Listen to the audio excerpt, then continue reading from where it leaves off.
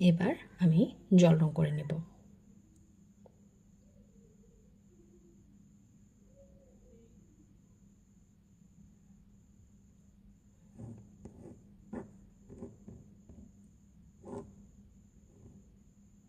তারপর জল রং করার জন্য যে অংশটি আমি জল রং করব সেটা আগে পানিতে একটু ভিজিয়ে নিলাম।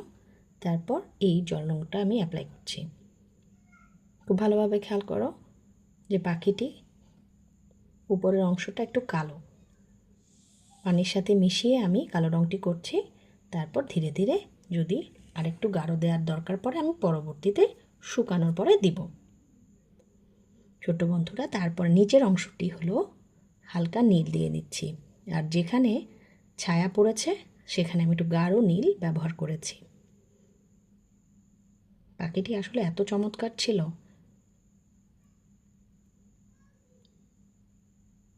তারপর পাখিটি যে ডালে বসেছিল সেটি করলাম। এর দ্বিতীয় পর্বটি আমি আরেকটি ভিডিওর মাধ্যমে তোমাদেরকে আরও ডিটেল দেখাবো। এবার প্রথম অংশে আমি শুধুমাত্র পাখিটি হালকা রঙটা দেখিয়েছি। ছবি আঁকাটি কেমন হয়েছে তোমরাও বাসায় ট্রাই করতে পারো। ধন্যবাদ সবাইকে।